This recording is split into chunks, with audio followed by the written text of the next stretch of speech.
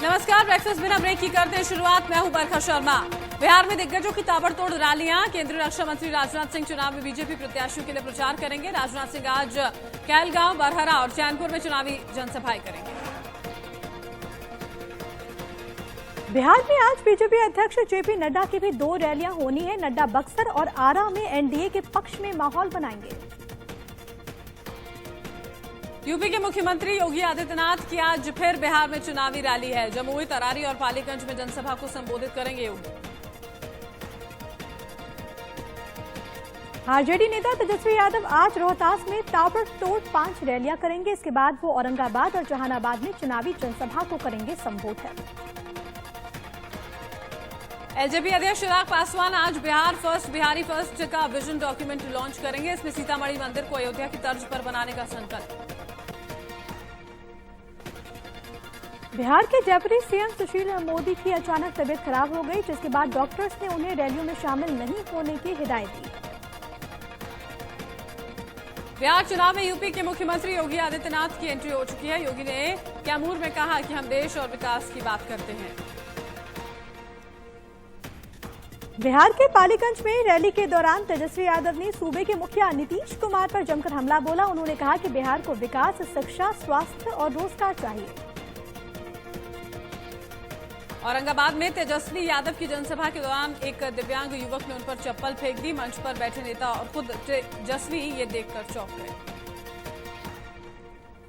बिहार चुनाव में कई बड़े नेता नक्सलियों के निशाने पर हैं। आईबी ने हमले का अलर्ट जारी कर दिया है। नक्सली आईईडी ब्लास्ट कर सकते हैं। मध्य प्रदेश के ग्वालियर में बीजेपी प्रत्याशी मरती देवी ज्योतिरादित्य सिंधिया के सामने रो पड़ी, जिनका वीडियो आया सामने।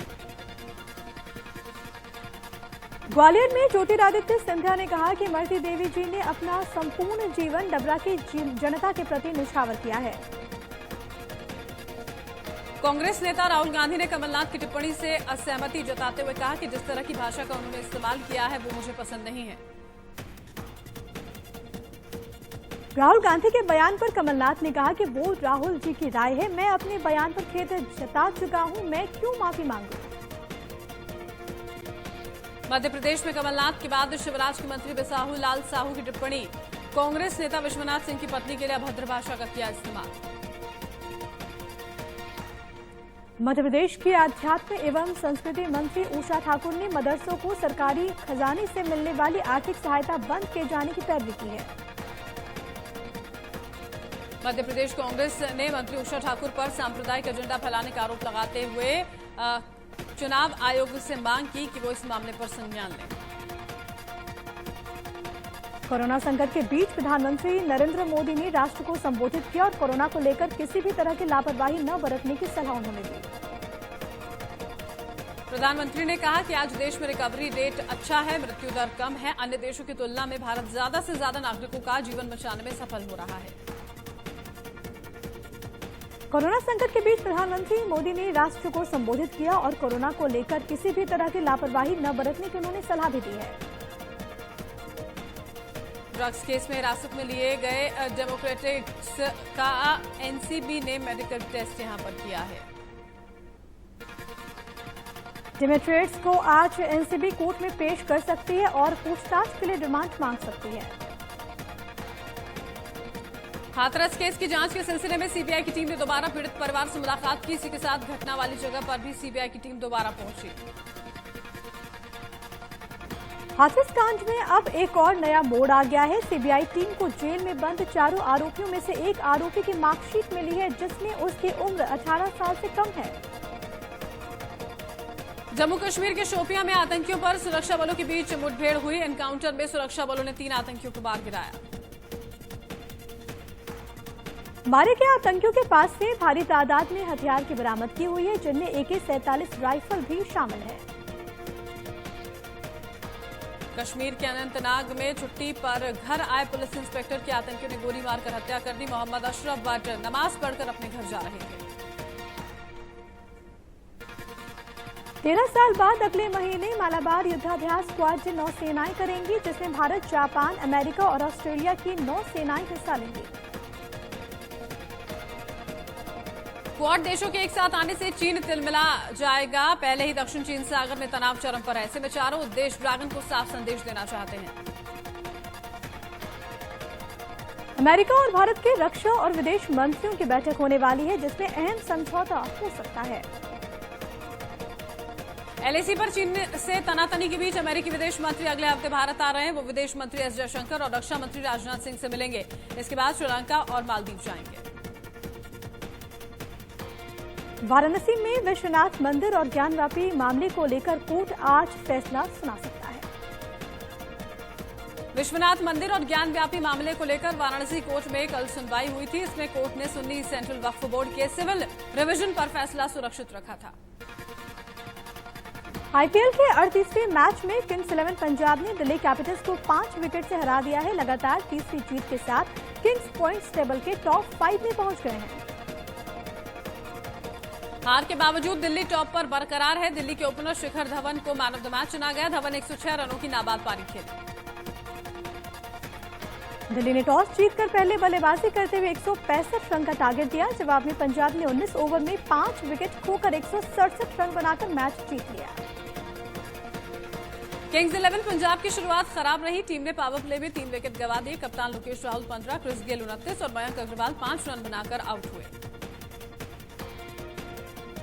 पंजाब के लिए निकोलस पूरन ने सबसे ज्यादा 53 और ग्लेन मैक्सवेल ने 32 रन की पारी खेली। पूरन लीग में दूसरी उन्होंने 50 लगाई है। पूरन ने मैक्सवेल के साथ चौथे विकेट के लिए 69 रन जोड़े। क्रिस गेल ने मैच के 5वें ओवर में 2 छक्के और 3 चौके की मदद से 26 रन ठोक डाले। यह सीजन के पावर प्ले का सबसे महंगा ओवर रहा। तुषार देशपांडे ने सबसे महंगा ओवर डाला। दिल्ली के धवन ने 61 बॉल पर सबसे ज्यादा 106 रन की नाबाद पारी खेली। शिखर लगातार 2 शतक लगाने वाले लीग के पहले खिलाड़ी बन गए। इससे पहले चेन्नई के खिलाफ उन्होंने 101 रन लगाए थे। ओपनर बैट्समैन पृथ्वी शॉ लगातार चौथे मैच में फ्लॉप रहे। वो इन 4 मैचों में 11 रन बना सके। राजस्थान और चेन्नई के खिलाफ खाता भी नहीं खोल सके थे। आईपीएल 13 के 39वें मुकाबले में आज कोलकाता की बेंगलुरु से टक्कर है। कोलकाता 5 मैच जीतकर पॉइंट्स टेबल में चौथे नंबर पर है।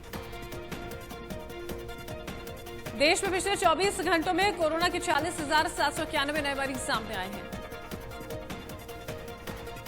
वहीं 24 घंटे में 587 लोगों की मौत हो गई है। मौतों का कुल आंकड़ा 1,15,197 पहुंच गया। देश में कोरोना के अब तक 75,97,064 केस सामने आए हैं, जबकि 7,48,538 एक्टिव मामले। राजधानी दिल्ली में 24 घंटे में कोरोना के 3,579 नए मामले आए सामने। 41 मरीजों की मौत। महाराष्ट्र में कोरोना के अब तक कुल 16,09,000 से ज्यादा केस सामने आ चुके हैं। पिछले 24 घंटों में 8,000 से ज्यादा नए मरीज बढ़े। आंध्र प्रदेश में 2 नवंबर से स्कूल फिर से खुलने जा रहे हैं। मुख्यमंत्री वाईएस जगनमोहन रेड्डी ने वीडियो कॉन्फ्रेंस के जरिए इसकी जानकारी दी। दिल्ली वासियों को प्रदूषण से बचाने के लिए केजरीवाल सरकार आज से रेड लाइट ऑन वाहन ऑफ अभियान शुरू करेगी। एनजीटी का आदेश नहीं मान रही कंपनीज पर नोएडा प्राधिकरण कार्रवाई कर रहा है और इसके तहत 5 लाख से ज्यादा का जुर्माना लगाया गया है। गाजियाबाद में डीएम और एसएसपी ने लोनी इलाके का निरीक्षण किया। प्रदूषण फैला रही 53 भट्टियों को सील कराया। 2 लाख का जुर्माना भी लगाया। केजरीवाल सरकार ने दिल्ली यूनिवर्सिटी के टीचर्स और नॉन टीचिंग स्टाफ का वेतन स्टूडेंट सोसाइटी फंड से देने की बात कही है। उत्तर प्रदेश के वाराणसी में एग्जाम में धांधली में आरोप लगाते हुए बीएचयू के छात्रों ने प्रदर्शन किया। दोबारा कॉपी चेक करने की मांग की। महाराष्ट्र के नालासोपारा में बजरंग दल के कार्यकर्ताओं पर हुए हमले के विरोध में बजरंग दल ने प्रदर्शन किया। आरोपियों के खिलाफ सख्त कार्रवाई की मांग। यूपी के बलरामपुर में वकीलों का प्रदर्शन जारी। वकीलों ने योगी सरकार को चेतावनी दी कि अगर नवीन न्यायालय परिसर में उन्हें चेंबर नहीं दिया गया तो वो प्रदेशव्यापी प्रदर्शन करेंगे। दशहरा से पहले बोनस देने की घोषणा नहीं होने से नाराज रेलवे कर्मचारियों ने यूपी के प्रयागराज में धरना प्रदर्शन किया। बोनस नहीं मिलने पर ट्रेन के चक्का जाम की चेतावनी दी। यूपी के बाराबंकी में संदिग्ध परिस्थितियों में गायब लड़की का शव नहर के पास मिला। घरवालों ने रेप के बाद हत्या की जताई आशंका। गाजियाबाद में 2.5 साल के बच्चे का शव मिला। बच्चे के पिता ने अपने साथी पर हत्या का आरोप लगाया। पुलिस ने किया गिरफ्तार। उत्तर प्रदेश के गाजीपुर में झगड़े के बाद पति ने पत्नी पर चाकू से हमला कर दिया और फांसी लगाकर जान दी। यूपी के कौशाम्बी में प्रेमिका से मिलने पहुंचे युवक पर पेट्रोल डालकर उसे जिंदा जलाने की कोशिश की गई है। युवक का आरोप है कि प्रेमिका के घर वालों ने उसे मारने की कोशिश की। यूपी के रामपुर में गन्ने के खेत में मिली युवती की लाश को पुलिस ने पोस्टमार्टम के लिए भेज दिया। लड़की के चाचा ने रेप के बाद हत्या की आशंका जताई। मध्य प्रदेश के बड़वानी में बेटे के पिता की पीट कर हत्या कर दी। पुलिस ने आरोपी को गिरफ्तार कर भेज दिया है जेल। यूपी के सीतापुर में मामूली विवाद में दो पक्षों में मारपीट हुई। पुलिस ने दोनों पक्षों को हिरासत में लेकर मामला शांत कराया। यूपी के कानपुर में पिंटू सिंगर हत्याकांड में फरार चल रहे दो आरोपियों ने कोर्ट में सरेंडर कर दिया है। तलाश पुलिस लगातार कर रही थी। यूपी के कानपुर में पुलिस ने फर्जी टेलीफोन एक्सचेंज का खुलासा करते हुए दो आरोपियों को गिरफ्तार किया। यूपी के शाहजहांपुर में पुलिस ने स्मैक की बड़ी खेप बरामद की है, जिसकी कीमत लगभग 2 करोड़ रुपए से ज्यादा बताई जा रही है। यूपी के सिद्धार्थनगर में एसएसबी ने भारत नेपाल बॉर्डर से तस्कर को गिरफ्तार किया। इसके पास से 2 किलो 300 ग्राम अफीम बरामद हुई है। बिहार के मुजफ्फरपुर में गोरखपुर कोलकाता पूजा स्पेशल ट्रेन के 2 डिब्बे पटरी से उतर गए। हादसे में कोई हताहत नहीं। यूपी के बिजनौर में ट्रक ने सामने से आ रही कार को टक्कर मार दी, जिससे कार में सवार 2 लोगों की मौत हो गई और 3 गंभीर रूप से जख्मी हुए। यूपी के बहराइच में तेज रफ्तार ट्रक ने बाइक सवार दंपत्ति को टक्कर मार दी, जिससे उनकी मौके पर ही मौत हो गई। यूपी के बुलंदशहर में बिजली फीडर में लगी आग से कई घरों की बिजली गुल हो गई। वहीं आग से बिजली विभाग को लाखों का नुकसान हुआ है। यूपी के मेरठ में केमिकल फैक्ट्री में आग लग गई, जिससे लाखों के नुकसान की आशंका जाहिर की गई है। उत्तराखंड के रुड़की में तेंदुए का आतंक खत्म नहीं हो रहा है। यहाँ रिहायशी इलाकों में एक साथ 3 तेंदुए देखे गए, जिन्हें जल्द पकड़ने का वन विभाग दावा कर रहा है। उत्तराखंड के पिथौरागढ़ में खेत में काम कर रही महिला पर तेंदुए ने हमला कर दिया, उसे घायल कर दिया। इलाज के लिए अस्पताल में महिला को भर्ती किया गया है। कर्नाटक के हुबली में बारिश के बाद जनजीवन बहुत प्रभावित हुआ। यहाँ बारिश का पानी शहर के कई हिस्सों में भर गया है। हैदराबाद के कई इलाके में बारिश का पानी भरा हुआ है। आलम यह है कि लोगों का घरों से बाहर निकलना भी मुश्किल हो गया है। हैदराबाद के कई हिस्सों में फिर बारिश हुई, जिससे शहर के कई हिस्सों में पानी भर गया। सड़कों पर भी जलभराव देखने को मिला।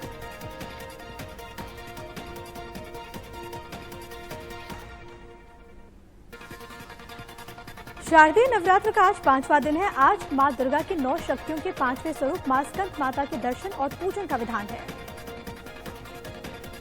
केंद्रीय मंत्री स्मृति ईरानी अपने संसदीय क्षेत्र अमेठी के दौरे पर पहुंची, जहां उन्होंने कालीकंद धाम में मां के दरबार में पूजा अर्चना की। मंगलवार को कारोबार के अंत में सेंसेक्स 112 अंकों की बढ़त के साथ 40,544 पर बंद हुआ, जबकि निफ्टी में भी करीब 24 अंकों की बढ़त देखी गई। मंगलवार को वायरा बाजार में सोने का भाव 117 रुपए गिरकर 50,570 रुपए प्रति 10 ग्राम पर पहुंचा। दूसरी तरफ चांदी 211 रुपए गिरी। नासिक से प्याज की सप्लाई बंद होने से प्याज 70 रुपए प्रति किलो और टमाटर 80 रुपए प्रति किलो बिक रहा है। हिंदुस्तान यूनिलीवर ने दूसरी तिमाही के नतीजे घोषित किए। 30 सितंबर को समाप्त तिमाही में कंपनी का मुनाफा 9% बढ़कर 2009 करोड़ रुपए हो गया है। टाटा हाउसिंग ने एक योजना का ऐलान किया है, जिसके तहत घर खरीदने वालों को होम लोन पर 1 साल के लिए 4% ब्याज देना होगा और कंपनी ग्राहकों को आकर्षित करने के लिए बाकी लागत खुद वहन करेगी। पाकिस्तान की सियासत में गहमा गहमी बढ़ती जा रही है। 11 विपक्षी दलों के गठबंधन में मरियम नवाज और बिलावल भुट्टो की मौजूदगी ने इमरान सरकार की मुश्किलें बढ़ा दी हैं। लाहौर में मरियम नवाज और उनकी पार्टी के 2000 से ज्यादा कार्यकर्ताओं पर केस दर्ज कर लिया गया है। उन पर लाहौर में सरकार विरोधी रैली आयोजित करने का आरोप है। आर्मेनिया और अजरबैजान के विवादित इलाके नागोर्नो काराबाख को लेकर पिछले 22 दिनों से आमने सामने जंग जारी है। जंग में दोनों ही देशों को भारी नुकसान उठाना पड़ रहा है। नाइजीरिया में 2 जेलों पर भीड़ ने हमला कर दिया, जिसके बाद करीब 2000 कैदी फरार हो गए। पुलिस को नाइजीरिया की जेलों के आसपास सुरक्षा को मजबूत करने का आदेश दिया गया है। नाइजीरिया में पुलिस की बर्बरता के खिलाफ 2 हफ्ते से प्रदर्शन चल रहा है। प्रदर्शनों को पुलिस दबाने की कोशिश कर रही है। प्रदर्शनकारियों ने कई जगह तोड़फोड़ की और आगजनी की। अमेरिकी के उपराष्ट्रपति पद की उम्मीदवार कमला हैरिस विवाद में फंस गई हैं। उनकी भतीजी ने एक तस्वीर ट्वीट की है जिसमें देवी दुर्गा के कैरिकेचर में किसी और का चेहरा लगा हुआ है। दुनिया भर में कोरोना से अब तक 4 करोड़ 9 लाख से ज्यादा लोग संक्रमित हो चुके हैं। 11 लाख से ज्यादा लोगों की हुई मौत। अमेरिका में कोरोना से संक्रमितों का आंकड़ा 84,87,000 के पार जा पहुंचा। मरने वालों की तादाद 2,25,000 के पार। मेक्सिको में कोरोना से अब तक 86,000 से ज्यादा लोगों की मौत हो चुकी है। 8,54,000 से ज्यादा लोग संक्रमित। रूस में अब तक संक्रमितों की संख्या 14,31,000 के पार जा पहुंची है। मरने वालों की संख्या 24,000 से ज्यादा।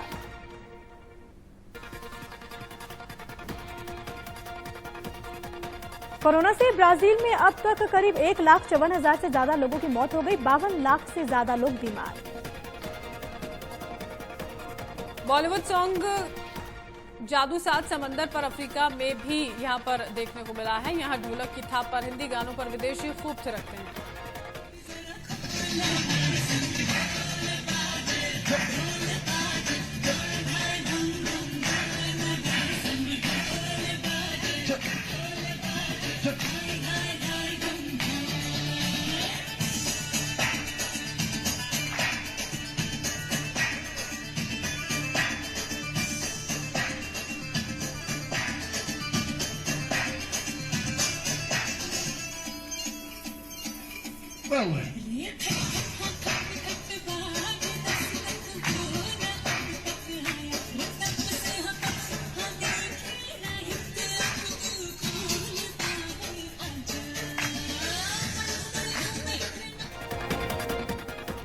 फिल्म स्त्री के एक सॉन्ग पर एक डांस सोशल मीडिया पर काफी पसंद किया जा रहा है। 4 लाख व्यूज मिल चुके हैं।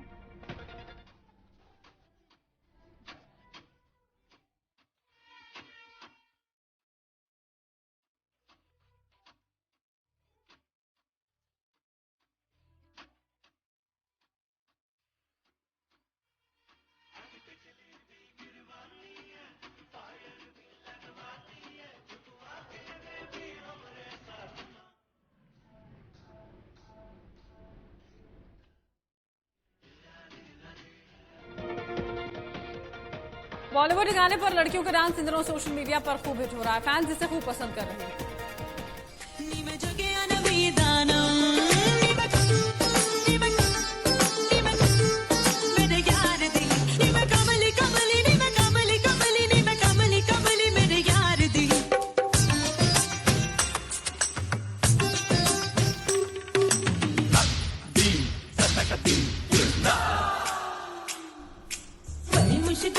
बड़ी मुश्किल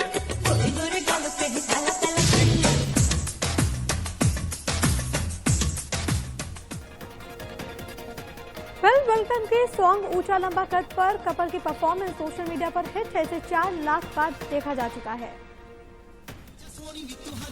रूप तेरा चम चम करदानी